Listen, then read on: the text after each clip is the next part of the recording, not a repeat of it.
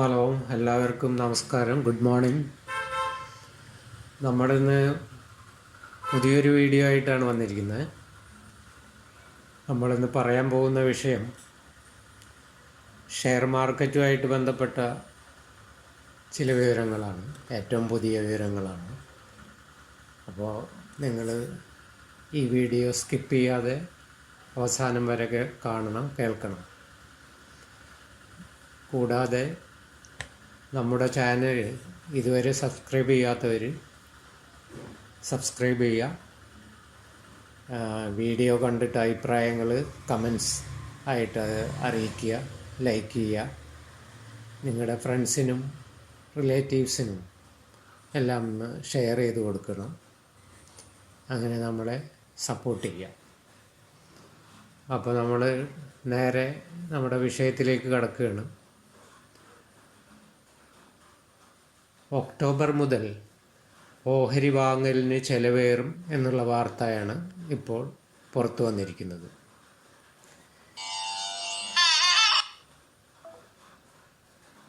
ഓഹരി വാങ്ങുന്നതിന് ബ്രോക്കറേജ് ഇനത്തിൽ നൽകി വരുന്ന നിരക്ക് വർധനയ്ക്ക് കളമൊരുങ്ങി ഇന്ത്യൻ ഓഹരി വിപണിയെ നിയന്ത്രിക്കുന്ന സർക്കാർ ഏജൻസിയായ security exchange board of India അഥവാ സെബി ഒക്ടോബർ 1 മുതൽ നടപ്പാക്കുമെന്ന് പ്രഖ്യാപിച്ച ചില നിയന്ത്രണങ്ങളാണ് ഇതിന് കാരണം. ഇത് വ്യക്തമായി മനസ്സിലാകണമെങ്കിൽ ഓഹരി വിപണിയുടെ പ്രവർത്തന രീതി സംബന്ധിച്ചും ബ്രോക്കറേജ് സംബന്ധിച്ചും ധാരണയുണ്ടാകണം. Stock broker, depository participants, exchange എന്നിവയാണ് ഓഹരി ഇടപാടിൽ പങ്കാളിയായിട്ടുള്ളത്. നാം ഓഹരി വാങ്ങുന്നതും വിൽക്കുന്നതും ബ്രോക്കർ മുഖേനയാണ്. ഡിജിറ്റൽ രൂപത്തിൽ ഈ ഓഹരി സൂക്ഷിക്കുന്നത് ഡെപ്പോസിറ്ററി പാർട്ടിസിപ്പൻസ് അഥവാ CDSL, NSDL ആണ്. വ്യാപാരം നടക്കുന്നത് സ്റ്റോക്ക് എക്സ്ചേഞ്ചിലുമാണ്. Full service broker, discount broker എന്നിങ്ങനെ 2 തരം ബ്രോക്കർമാരാണ് വിപണിയിലുള്ളത്. Sharewealth, Geojit, Motilal Oswal, Choice, ICIC, HDFC തുടങ്ങി ഫുൾ സർവീസ് ബ്രോക്കർമാർക്ക് കമ്മീഷൻ കൂടുതലാകും. അവർ നൽകുന്ന സേവനവും വിപുലമാണ്. രാജ്യവ്യാപകമായി ഓഫീസുകൾ അവർക്കുണ്ട്. എന്തെങ്കിലും സാങ്കേതിക ബുദ്ധിമുട്ട് നേരിടുകയാണെങ്കിൽ ഓഫീസിൽ നേരിട്ടോ ഫോൺ വഴിയോ നമുക്ക് അവരുടെ സഹായം നേടാം. ഓഹരി വാങ്ങാനും വിൽക്കാനും വിളിച്ചു പറയുകയോ മെസ്സേജ് അയക്കുകയോ ചെയ്താൽ മതി.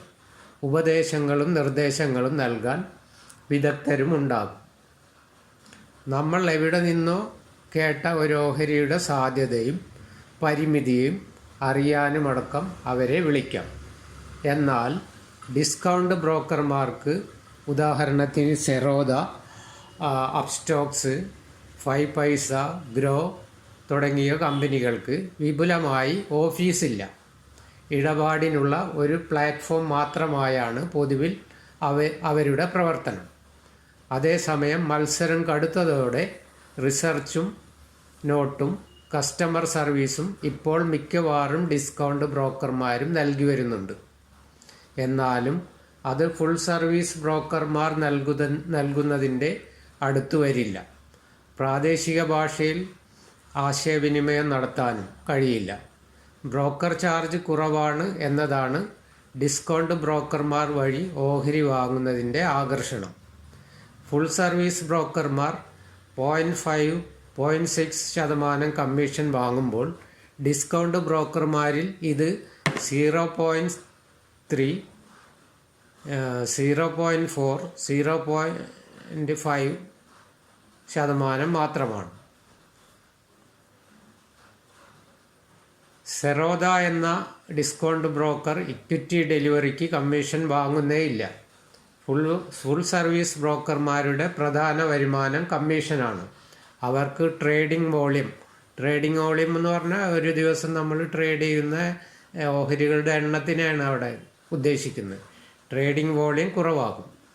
ഡിസ്കൗണ്ട് ബ്രോക്കർമാർ ഇൻട്രാഡേ, ഫ്യൂച്ചർ ആൻഡ് ഓപ്ഷൻ എന്നിവയ്ക്ക് കമ്മീഷൻ വാങ്ങുന്നുണ്ട്. ഇൻട്രാഡേ എന്ന് പറഞ്ഞാൽ നമ്മൾ ഇന്ന് തന്നെ വാങ്ങി ഇന്ന് മാർക്കറ്റ് ക്ലോസ് ചെയ്യുന്നതിന് മുന്നേ വിൽക്കുന്നതിനാണ് ഇൻട്രാഡേ എന്ന് പറയുന്നത്. അവരുടെ ട്രേഡിംഗ് വോളിയം കൂടുതലായിരിക്കും.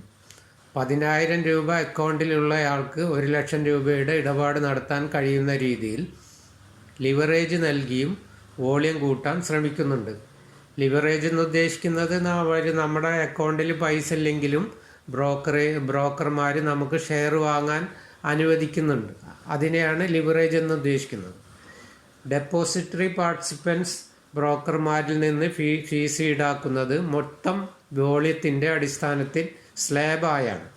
കൂടുതൽ വോളിയം ഉള്ളവർ കുറഞ്ഞ നിരക്കിൽ നൽകിയാൽ മതിയാകും. ഇതിനാണ് സെബി കടിഞ്ഞാണിടാൻ പോകുന്നത്. ഒക്ടോബർ 1 മുതൽ സ്ലാബ് സിസ്റ്റം അവസാനിപ്പിക്കാനും ഓർഡറിൻ്റെയോ ഓഹരി മൂല്യത്തിൻ്റെയോ അടിസ്ഥാനത്തിൽ നിരക്ക് ഈടാക്കാനുമാണ് നിർദ്ദേശം. ഇത് ഡിസ്കൗണ്ട് ബ്രോക്കർമാർക്ക് വൻ തിരിച്ചടിയാണ്. ഫ്യൂച്ചർ ആൻഡ് ഓപ്ഷൻ ഇടപാടിന് ക്രിപ്റ്റോ പോലെ വൻ നികുതി നിരക്ക് ഈടാക്കാൻ കേന്ദ്ര സർക്കാർ ആലോചിക്കുന്നതായി റിപ്പോർട്ടുണ്ട്. 30% നികുതി ഏർപ്പെടുത്തിയേക്കും എന്നുവരെ റിപ്പോർട്ട് പുറത്തു വന്നിട്ടുണ്ട്. അങ്ങനെയെങ്കിൽ ഡിസ്കൗണ്ട് ബ്രോക്കർമാരുടെ കഥ കഴിഞ്ഞു എന്ന് തന്നെ പറയേണ്ടി വരും.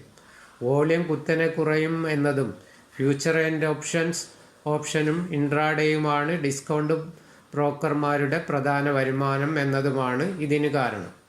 റീറ്റെയിൽ നിക്ഷേപകരിൽ നിന്ന് വാങ്ങുന്ന തുകയുടെ തുച്ഛം വിഹിതം മാത്രമാണ് ഡിസ്കൗണ്ട് ബ്രോക്കർമാർ എക്സ്ചേഞ്ചിനും ക്ലിയറിംഗ് ഹൗസിനും നൽകുന്നത് എന്ന വിലയിരുത്തലാണ് സെബിയെ കടുത്ത നടപടിക്ക് പ്രേരിപ്പിച്ചത്.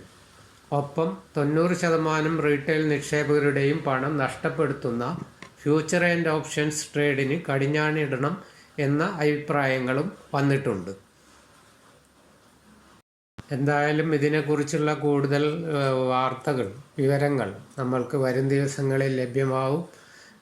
അതുമാത്രമല്ല, നമ്മുടെ ബഡ്ജറ്റ് വരാൻ പോവുകയാണ്. കേന്ദ്ര സർക്കാരിൻ്റെ ബഡ്ജറ്റിലും ചിലപ്പോൾ ഇതുപോലുള്ള നിർദ്ദേശങ്ങൾ വരാൻ സാധ്യത നമ്മൾ കാണുന്നുണ്ട്.